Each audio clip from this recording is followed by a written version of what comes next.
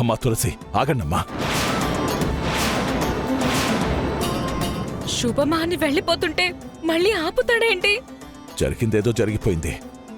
ఎంత కాదనుకున్నా నువ్వు ఈ ఇంటి కోడలివి కదమ్మా.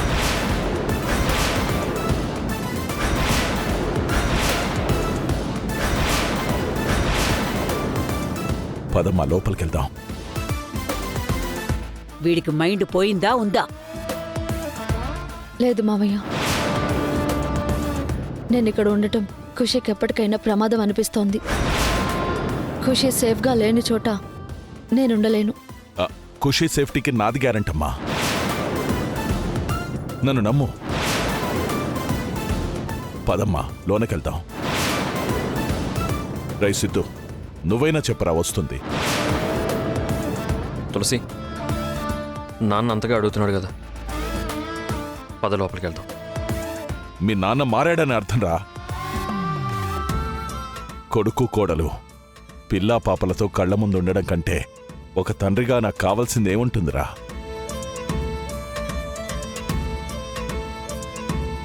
తులసి కోట ఇంటి ముందర ఉండడం ఎంత శ్రేయస్కరమో, కోడలు తులసి మన ఇంట్లో ఉండడం కూడా అంతే అవసరం రా. తులసి, నాన్న అంతలా అడుగుతున్నారు కదా, పద లోపలికి. నేను చెప్తున్నాను కదా. అమ్మ పాప, రామ్మా, రా రామ్మా.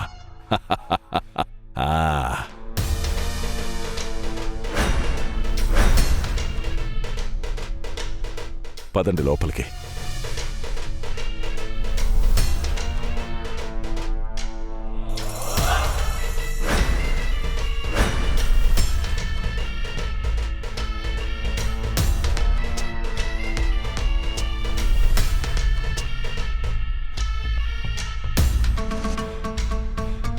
ఇదిగో విశాలాక్షి, నోరు తెరుచుకుని ఏం చూస్తున్నావు? కోడలికి దిష్టి తీయాలి కదా, వెళ్ళి ఆ ఏర్పాట్లు చూడు. అసలే ఒట్టి మనిషి కూడా కాదు. అలాగేనండి. వెళ్ళు. ఈయనేంటి హార తెచ్చి లోపలికి తీసుకురమ్మంటున్నాడు? అసలేమైంది? ఏంట్రా అలాగే ఉండిపోయారు? రండమ్మా, రండి.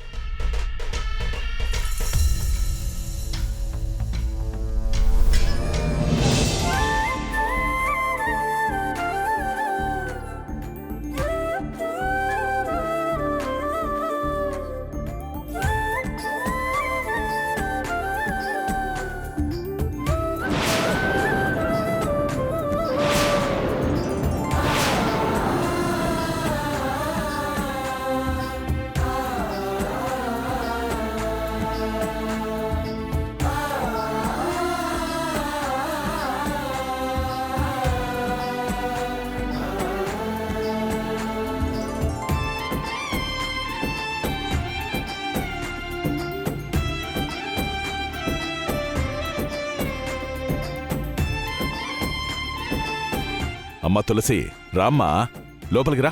రా.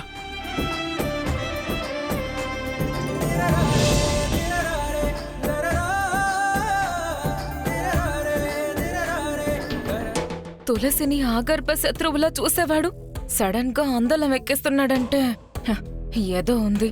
దీని వెనకాల ఏదైనా రాజకీయ విషయం ఉందా? తెలుసుకుంటాను. తులసిని ఇంట్లోకి తీసుకొస్తున్నాడంటే మళ్ళీ ఏదైనా ప్లాన్ చేశాడా?